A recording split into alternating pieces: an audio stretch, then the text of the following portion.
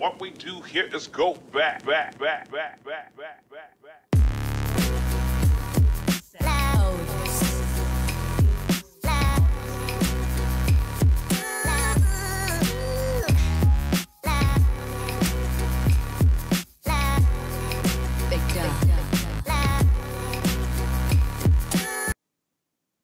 Hey guys, and welcome back. Well, director Nick Broomfield wanted to change the conversation around Whitney Houston.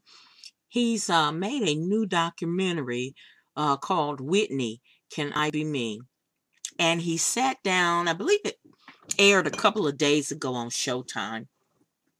But he sat down with the Rolling Stone and did an interview and talked about things that people didn't know about Whitney and what she went through.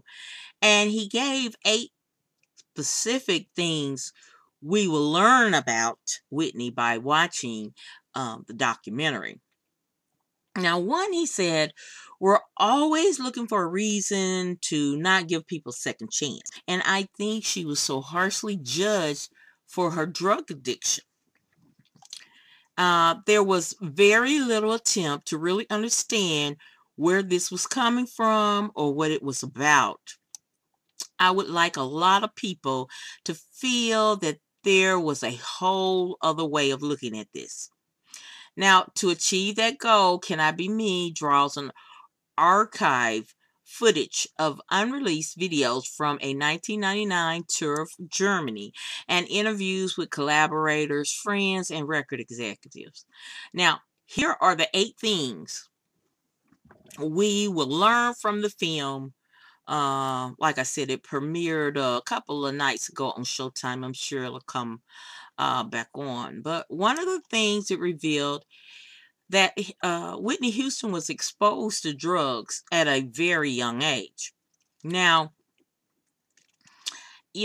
this documentary spent a lot of time focusing on Houston's relationship with drugs, which contributed to her death in 2012 at 48. Now, the film argues that narcotics was around long before Houston became a global superstar or met husband Bobby Brown. Now, her brother recalls her trying heroin for the first time at 10.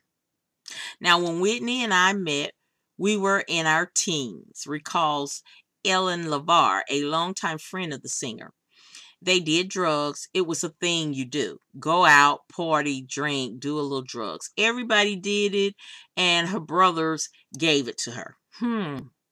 Now, secondly, Clive Davis marketed Houston aggressively toward white listeners. Now, Clive is a master at pop music. A fellow former Arista executive, Kenneth Reynolds, said, he had a vision for a pop artist. He tried to do it with Dionne Warwick and with Franklin, but they were far too established in their careers as to who they were. Now, along comes Whitney, who was so moldable. She was the perfect vehicle. The company had its visions in mind that they were going to create a pop icon, an artist that was accepted by the masses, translating to white America. Now, anything that was too black sounding was sent back to the studio, Reynolds recalls. Now, to say black sounding, in case you have a problem with that, is to say that it's too George Clinton, too funkadelic, too R&B. Now, we want Joni Mitchell. We want Barbra Streisand. We don't want a female James Brown. Davis is not interviewed in the film and only appears by way of old footage. Now, number 3, the pop market caused some black listeners to feel betrayed. Now, near the peak of her popularity in the mainstream, Houston notched 7 consecutive Hot 100 number ones began between 1985 and 1988. Now, the singer was booed at the 1989 Soul Train Music Award. The perspective in the community was that Whitney had sold out.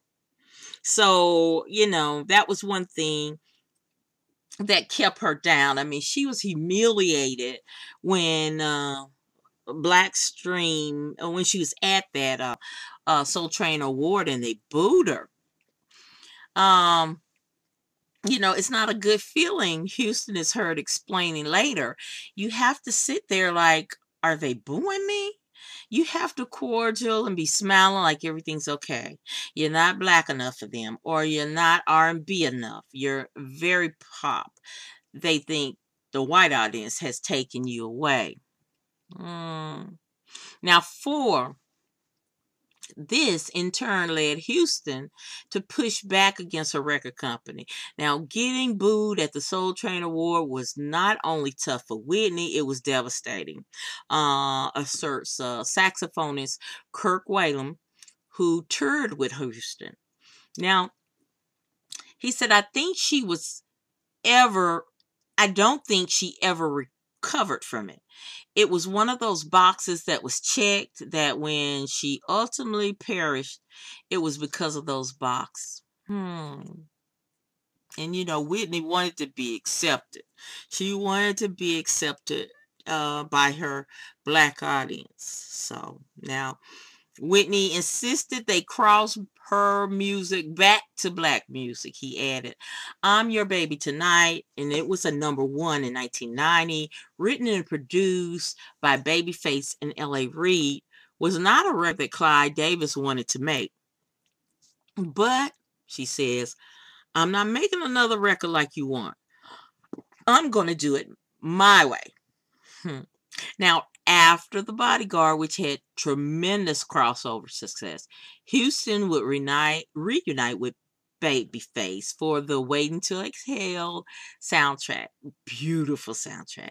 And 1998's My Love Is Your Love. Also featured contributions from state-of-the-art R&B producer like Rodney Jerkins. Now, 5. Kevin Costner argued in favor of the famous a cappella opening to I Will Always Love You.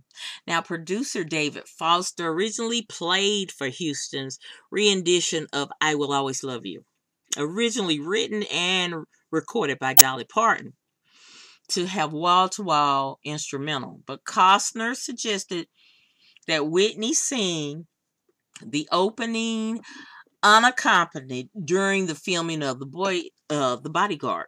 I said, Kevin, that's so stupid. Foster remembers, no music. Are you kidding me? We're trying to get on radio. I'm standing there, he continues, and Whitney goes, start singing. It was like, oh my God, are you kidding me? This is the most incredible thing I ever seen in my life.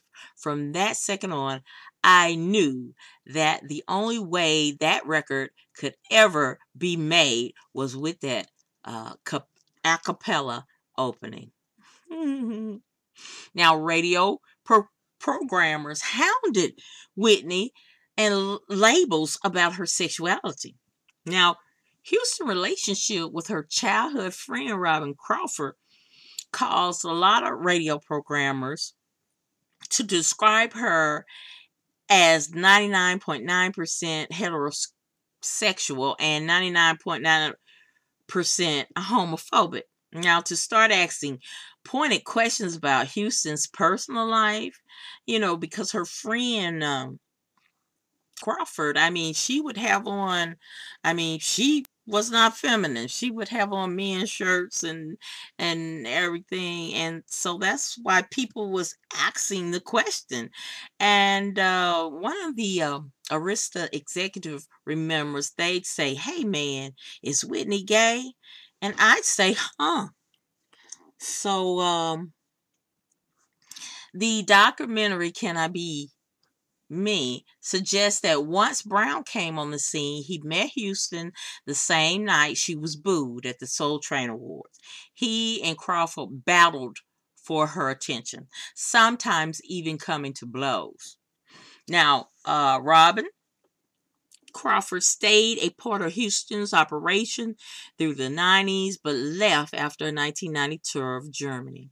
She appears in the documentary only through flashbacks to footage from the 80s and 90s and does not address her relationship with Houston. Now, you can all recall when Houston's mother interviewed with Oprah back after she died. Oprah flat out asked her mother and said, I mean, if Whitney would have been gay or told you she were gay, would you have a problem with it? And Whitney's mother says, most definitely. Now, number 7, internal reports of the dangers of Houston drug use were ignored. Now, Houston first overdosed while working on the Waiting to Exhale soundtrack. And, a lot of people didn't know that. David Roberts, her real-life bodyguard, later filed a report to the family members who were in charge of the business, following what he described as a disastrous tour to Singapore. Now, Houston's entourage allegedly smuggled narcotics into the country so that everyone could continue using. The singer's voice was worsening, particularly because of her drug habit. Now, everybody was on drugs, and they got a telephone call and a meeting. Thank you very much. Miss Houston has decided she doesn't need anyone of your caliber and experience again because she's not touring internationally in the future. That was the answer to the do something to help her report. Now, and number 8. Now, Houston paved the way for Beyonce's rise, which, yes, she did. This declaration comes from Patty Howard, one of Houston's backup vocalists. She continues, back then we did not have the Beyoncés and any other African-American female artists that can now be at the top of the pop charts. That absolutely was not going to happen before Whitney Houston. She changed history for us, and she paid a price for it. I tell you, bless her heart, she had the whole world on her shoulder. She had to satisfy her parents. She had to be the breadwinner for so many people. And, I guess that was her refuge, is doing drugs to get away from everything. And, it's been talked about, her sexuality, that her and Robin were longtime lovers. And, with her mother saying that, she had to keep that under wraps. And it's my opinion, this is what I feel, that when Robin left her entourage, that's when she went downward spiral. That's when she actually went down. And I believe because Robin was so much in her life, she was the one keeping her steered in the right direction. And after they broke up, which I don't think Whitney wanted to do, but she did it for the sake of her parents, for the sake of not being outcasted as gay. And I think that led to everything. I think that was a big part of Whitney's demise, not being able to be her own sexuality, whether it was gay, bi, whatever. All right, guys, what do you think? I'm going to try to find that documentary. I wasn't able to watch it, but, y'all watch it and let me know how it is, and I'll watch it as well. And just for the sake of Whitney, put on one of her songs. Oh, especially Waiting to Exhale. That was Whitney and a lot of other great female singers. All right, guys, thank you so much for watching my video. I know it's a little long, but it just has so much interesting stuff I wanted to share with you. I hope you will like, share, and subscribe to my channel. And as always, in parting, y'all, be blessed. Bye. What we do here is go back. Oh.